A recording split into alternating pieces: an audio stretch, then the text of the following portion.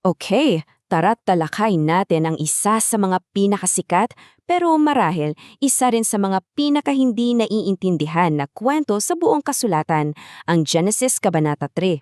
Alam nyo, hindi lang to simpleng kwento tungkol sa isang hardin at isang ahas eh. Ito yung salaysay kung paano ang isang desisyon na ay tuluyang nagpapabago sa direksyon ng buong sangkatauhan. At dito talaga nagsimula ang lahat. Hindi sa isang malakas na sigaw o utos, kundi sa isang patanong. Biglang sumulpot ang ahas na sinasabing pinakatuso sa lahat ng nilalang at nagtanim ng unang-unang binhi ng pagdududa. At ginawa niya to sa pamamagitan ng isang tanong na parang inosente. So pasok tayo sa unang bahagi, ang tanong ng ahas. Dito magsisimula yung gulo. Dito natin makikita kung gaano katalino ang panlilinlang ng ahas. Tingnan nyo to ha. Sa kaliwa, ang utos ng Diyos ay sobrang specific. Isang puno lang ang bawal. Pero sa kanan, yung tanong ng ahas, pinalabas niyang bawal ang kahit anong puno. Hindi to outright na kasinungalingan, di ba? Isa itong exaggeration, isang pagbaluktot para magmukhang hindi makatarungan yung Diyos. Diyan nagsisimula ang pagdududa. Sinubukan naman ng babae na itama yung ahas. Sabi niya, hindi, pwede kaming kumain sa lahat maliban lang doon sa isa. Pero, dito na natin makikita yung unang senyales ng problema.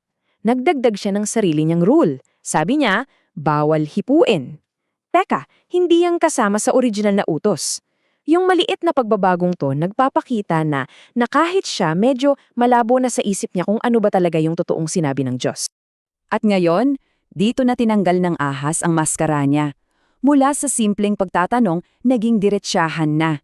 Sinalungat niya mismo ang sinabi ng Diyos. Pero hindi lang yon eh. Nag-alok pa siya ng pinakamatinding tukso sa lahat.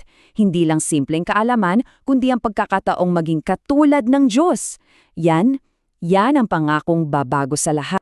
At dito na tayo papasok sa ikalawang bahagi, ang nakatakdang kagat. Alam nyo, ang tukso, hindi yan parang kidlat na bigla na lang tumatama. Proseso yan. At kitang-kita natin yung proseso dito. Inatake ng tukso ang tatlong aspekto. Una, yung pisikal. Mukhang masarap. Pangalawa, yung emosyonal. Ang gandang tingnan.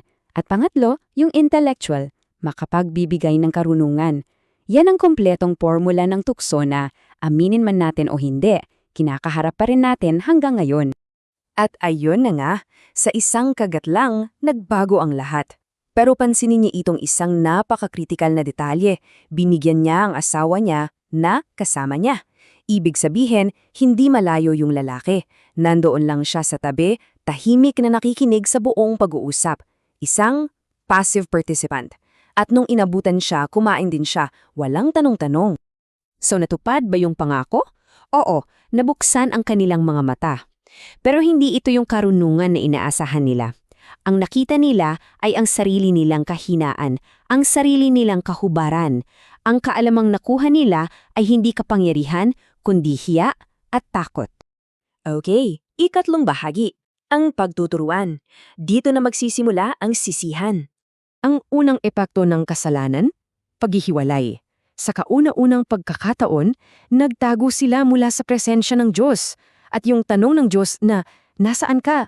Hindi yan dahil hindi niya alam kung nasaan sila. Isa itong tanong mula sa isang pusong naghahanap. Isang tanong ng ibig sabihin ay, anong nangyari sa relasyon natin? At dito na natin nasaksihan ang kauna-unahang blame game sa kasaysayan. Nung hinarap na, hindi umamin yung lalaki. Ang ginawa niya, tinuro niyang babae. Pero mas malala pa doon, sinisi niya rin, indirectly, ang Diyos, ang babaeng ibinigay mo sa akin. Grabe. Sa isang pangungusap, pinasa niya ang lahat ng responsibilidad sa iba. At syempre, nagpatuloy yung turuan. Ang babae naman, tinuro niya ang ahas. Pansinin niyo ha, wala ni isang nagsabi ng, kasalanan ko, nagkamali ako. Ang natural na reaksyon agad nila ay hindi pagsisisi, kundi paghahanap ng ibang masisisi. Ika-4 na bahagi na tayo. Dito na natin makikita ang mga resulta, ang mga hatol. Isang sunod-sunod na bunga. Mahalagang tandaan na yung mga hatol, hindi yan random. Bawat isa ay direktang konektado sa kasalanan nila. Ang ahas na gustong maging mataas, gagapang na lang sa lupa. Ang babae na siyang pinagmumulan ng buhay, makakaranas ng sakit sa panganganak. At ang lalaki na inatasang alagaan ang hardin, ngayon kailangan niyang magpagal at magpawis sa isinumpang lupa para lang may makain. At ang huling bahagi, ang pinakamabigat sa lahat, ang pagpapalayas sa paraiso. At ito pala yung dahilan kung bakit sila pinalayas. Hindi lang ito simpleng parusa. Para itong isang pag-iingat, isang act of mercy sa isang banda, kasi isipin nyo kung yung tao na may alam na sa kasamaan ay kakain pa mula sa puno ng buhay, mananatili na siya sa ganong kalagayan magpakailanman. Kaya yung pagpapalayas kahit mapait ay isang kinakailangan ng hakbang. At yun na nga, ito ang pinal na hatol, ang pagkawala ng paraiso. Ang tahanan nilikha para mismo sa kanila, ngayon ipinagkait na. Pinalayas sila para harapin ang isang mundo na mas mahirap at puno ng pagsubok. At para siguruhing sarado na talaga ang daan pabalik, naglagay pa ng mga bantay, mga keruben, at isang nagliliyab na espada. Isa itong permanenteng selyo. Sinasabi nitong tapos na, wala nang balikan sa dating nilang tahanan at sa dating nilang relasyon sa Diyos. So sa huli, nakuha nila yung hinangad nila, di ba? Nalaman nila ang pagkakaiba ng mabuti at masama. Pero yung naging kapalit, napakalaki. Nawala ang kanilang inosensya, ang kanilang tahanan, at yung dati nilang malapit na ugnayan sa lumikha. Kaya ang tanong na iniiwan sa atin ng kwentong to ay nananatili pa rin. Sulit nga ba ang kaalaman kung ang presyo nito ay ang paraiso?